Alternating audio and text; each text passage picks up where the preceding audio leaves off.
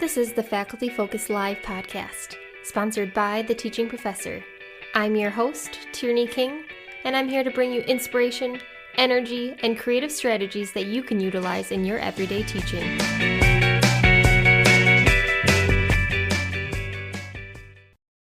As we enter the new year, your list of goals and intentions for the year may be a well-crafted and well-thought-out plan. And perhaps on that list of yours are ways to be more mindful and effective when teaching online, specifically if you're using Zoom or other alternatives. If that's the case, stay tuned, because this episode will cover mindful techniques that you can implement into your online classroom. And we'll even dive into specific Zoom features that can help increase student interactivity. To start, Oliver Drayon provides tactics that you can use to be mindful, intentional, and present in your online classroom in his Magna online seminar, Implementing Mindful Online Teaching Using Zoom. One of the things that I've seen on campus, and I'm sure if you've been working on college campuses too, you've seen some of this too, is that there's a huge mental health crisis on our campuses. This was present before the pandemic, and it's certainly going to be around after as well. And so this is some of the data I'm sharing here is from the JED Foundation. And the JED Foundation did a survey in 2020 where they interviewed 200 students, college students, and what they found was that there's some serious mental health issues that are happening in terms of anxiety and stress, loneliness, depression, having trouble sleeping, and having trouble concentrating. And these are things that are happening across campuses, not just because of the pandemic, or it was happening before the pandemic. Students are feeling isolated, they're feeling lonely. And the concerns are that as they're taking more and more online classes, are they feeling more and more isolated from classmates? When I see these numbers and see these statistics, one of the things I always think about is what I can do as a classroom teacher to help support students and help them feel more attached to their classmates, more connected to the professors. One of the things I came to as I was thinking about how I could support my students, both in online classes and in face-to-face classes, and how I can support their mental health and well-being, was I started to think about mindfulness. And I know that this mindfulness concept, you come across it in a lot of self-help places, and it seems like a very touchy-feely type of thing. And then it's like, well, how does that apply to our collegiate classrooms? And I think I don't want to take us down the route of like Zen Buddhism or anything like that here. I guess the definition for mindfulness that I want to apply for us today is just being aware. It's being aware of the particular qualities, being intentional, being present, being friendly, being open, caring, curious, and aware. So that's really the focus that I want to take today is how can we be mindful? How can we be present and aware of the things that we can do in our synchronous spaces to help foster a sense of belonging, a sense of community in our synchronous classrooms. In the following, Drayon offers techniques to help foster a sense of community in the online space. From making time to vacation backgrounds, he explains that it's the little things that can help engage students and make them excited to attend class. The first one is make time. And for me, this is one of the things that I, as a classroom teacher, I always came to class early if it was a face-to-face classroom, and I'd stick around after. And this is where students would stick around and ask questions. And then some of the students would come before class and ask questions. And I find that with Zoom and with our synchronous spaces, we do this a lot less. What we do is if the class starts at 9, we'll open it up at 9. And what I decided to do early on is start telling students, I'm going to open up the class like 15 minutes early. And then what I found was that students started coming earlier. And I'd actually open the room early and just like play some music from my Spotify account or something, just something that just like kind of, fill the space with some ambience. And I found that students would come just to kind of hang out and ask questions. And then at the end, I found that if I kept the room open for a few minutes, some of the students would stick around after class to ask questions, to say, hey, I had a question about this assignment. I had a question about this. And those types of things are things that we tend, not to really think about with Zoom. What we do with Zoom is we start it and stop it on the hour that's been scheduled.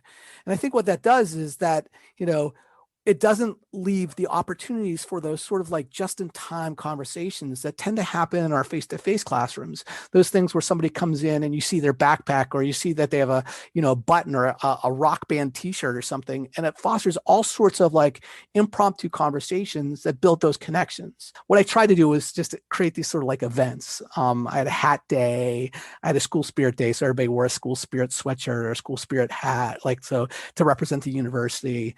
I had a day where people introduced their pets. Again, these are just like things, the beginning of, I had all the people projected. Just take your second to introduce your pet. Vacation background day. This was a really popular one. Like I just had the students, because, we all have these, in Zoom, we could all do backgrounds. And so I asked the students, okay, if you could pick, and this was great, like as we were in the throes of winter, right? I said, okay, it's cold, it's kind of depressing and dark out there. Where is it you'd like to go? And, get that picture. It could be, real, or it could be fictional. And so I had students that were like, putting up pictures of like places in Star Wars, and people from, places from comic books and things. So it was really cool to see what their interests were and what their things that they'd like to visit. And these are, again, things that may seem like a distraction in the class, but they're actually not, because they could just take a second or two at the beginning. The students feel like they anticipate coming to class because I've done something to make to break up sort of like the monotony of attend Zoom, log into Zoom, go through slides, and then they leave. And what I've tried to do is to, I would do these things in my face-to-face class, and what could I do in my online space as well. One of the goals for me and my online classes is I try to hear from every student every day. So that doesn't necessarily mean that I hear their voice, but I want them to participate every time, every class. And so this requires some real intentionality on my part. So this is like, and I've tried to use a bunch of different techniques to talk about this. And the first one is Wheel of Names. This is a website, and but Wheel of Names is almost like a Wheel of Fortune site. And what you do is you can just take and put the students' names in this little like sidebar, and it creates a wheel with all the students' names in it. And I project that in there, and I'll throw out a question, and then I'll hit the Wheel of Names, and it kind of goes around randomly until eventually it stops on a student. And so as everyone is looking at the Wheel of Names, they're anticipating that someone is going to be selected. What that does is then after I hit the selection, that person's name is pulled off of the wheel, and the wheel can continue. And so, for bigger classes, it might be hard to get everyone involved that way. But what I do is it sort of randomizes the process a little bit, so that it is selecting someone that I'm going to call on. And it's sort of like a fun way of getting the students engaged, and they know that everyone's going to get, or almost everyone is going to get selected at some place. And again, this is my way of getting students to be engaged in the class, to hear from every student every time. There are also numerous features on Zoom that are built in to help increase student engagement. In Megwin Lovelace's Magna online seminar, An Online Educator's Guide to Using Zoom Features to Enhance Student Interactivity, she explains how you can go from being simply lecture-based to an interactive lecture via Zoom. From polling to video viewing, Lovelace explains how to integrate Zoom features to help enhance student interactivity in your own online class. Why and when should I use polling? When can it be useful? This is just a little bit of a brainstorm of mine. This is what I have used polling for. It can be great to figure out what background knowledge your students have when they're coming into class. So let's say you plan to have a flipped classroom and you plan for them to prepare certain things. You want to make sure that they're actually ready to use that knowledge when you get to the classroom. So you give them a little pre-test to make sure that everyone is on the same page. You can get a sense of who has come prepared, right? There's a way that you can record the polling statistics. If you're interested, you can have access to them during class, but you can also have access to that later.